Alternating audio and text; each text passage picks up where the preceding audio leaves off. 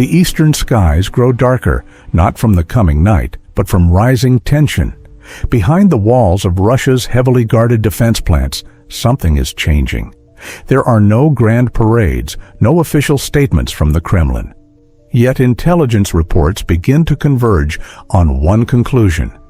Russia is carrying out a massive upgrade of one of its deadliest weapons, the Iskander-M.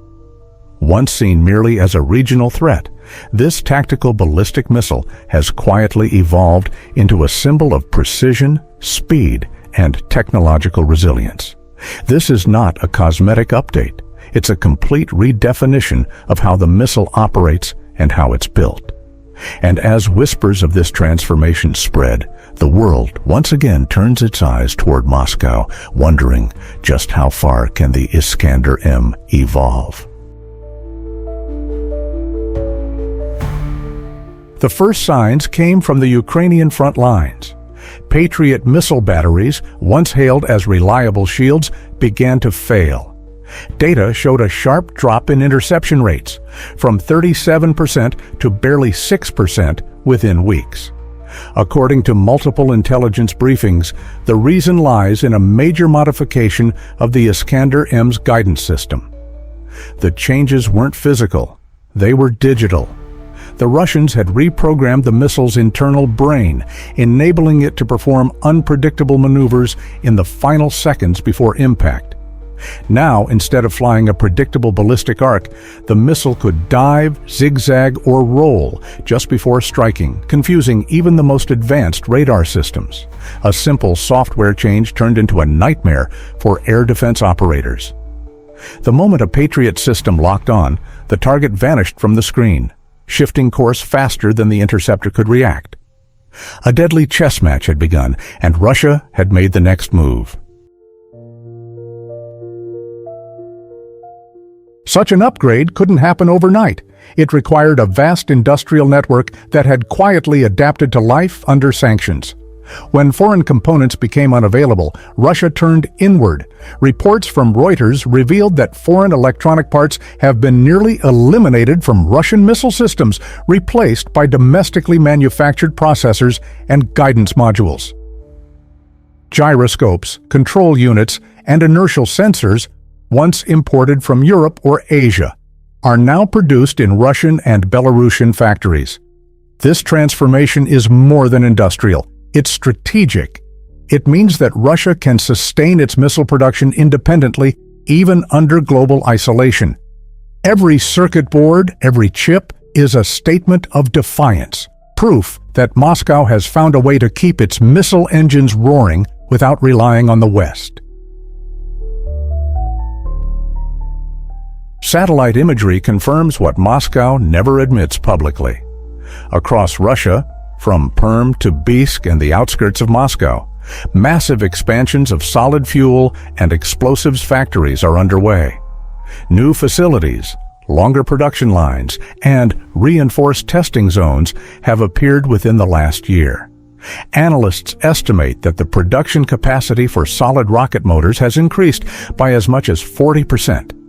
Meanwhile, the rebuilt Bisk plant, once destroyed in a deadly explosion, now stands larger and more modern than before, designed specifically to supply warheads for thousands of tactical and short-range ballistic missiles.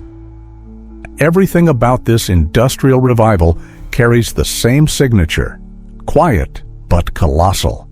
No press releases, no fanfare. Only the rhythmic movement of convoys and the echo of machinery hidden deep in Russia's heartland. Originally designed for battlefield strikes, command posts, radar stations, and supply depots, the Iskander-M is no longer just a tactical weapon. With its upgraded guidance system, improved speed of Mach 6 to 7, and tighter accuracy, analysts now describe it as a semi-strategic missile, one that can threaten targets not only across Ukraine, but deep inside NATO's Eastern Front. Some defense experts claim the latest variant can perform glide-like terminal maneuvers, resembling the behavior of a hypersonic glide vehicle. If true, this would blur the line between a ballistic and a hypersonic missile, a nightmare scenario for any air defense operator. It would mean the Iskander is no longer just a regional threat. It's a weapon that can challenge the Western defense doctrine itself. This upgrade isn't just a matter of prestige, it's reshaping the battlefield in real time. Ukraine's defenses now face smarter, faster, and far less predictable missiles. Each Iskander launch forces air defense crews to fire multiple interceptors just to bring one down, driving up costs and exhausting limited stockpiles. Moreover, higher accuracy means Russia needs fewer missiles to achieve the same level of destruction. A target that once required 10 launches might now be destroyed with 3 or 4. Combined with mobile launchers that can relocate within minutes, the Iskander-M becomes not only deadly, but elusive, a ghost on the radar that strikes and disappears before retaliation is possible. This is no longer a war of numbers. It's a war of efficiency and precision, one that Russia appears to be mastering. Skeptics in the West question whether these upgrades are as advanced as claimed. Could this be another case of Russian psychological warfare, an attempt to project technological superiority and sow fear? Yet, the pattern of failed intercepts and the increasing accuracy of Russian strikes suggest otherwise. The evidence is piling up. Air defenses are overwhelmed, impact sites are multiplying, and the missile trails captured on video tell a story that propaganda alone cannot explain. Moscow remains silent about the details, of course. No official confirmation, no public specs. But the changing flight paths, the higher precision, and the pace of missile launches paint a picture too consistent to ignore. Something inside the Iskander-M has indeed changed, and the world is just beginning to grasp what that means. The Iskander-M's evolution carries a message far beyond the Ukrainian front. It tells the world that Russia's defense industry has not only survived sanctions, it has adapted, evolved, and hardened. For Moscow, the Iskander is more than a weapon. It's a symbol of sovereignty, a declaration that Russia's war machine still runs no matter the cost. And the message doesn't stop there.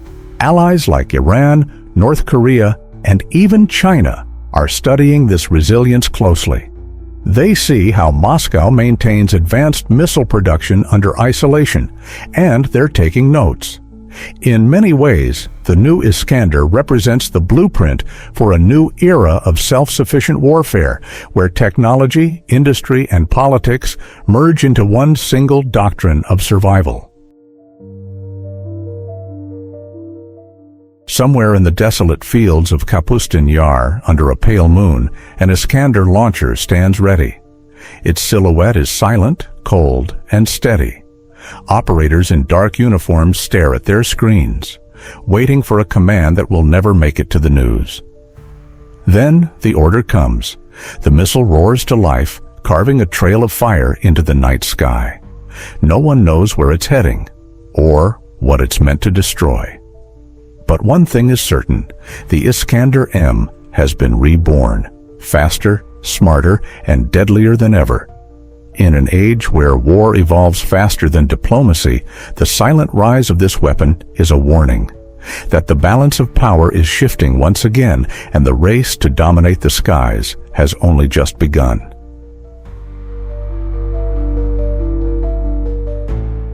This video script is created for educational, documentary, and analytical purposes only. It does not aim to spread misinformation or promote any political agenda. All information is based on publicly available reports from Reuters, the Moscow Times, Army Recognition, and United 24 Media. The narration is interpretive and intended for educational storytelling. Always verify facts from trusted and official sources.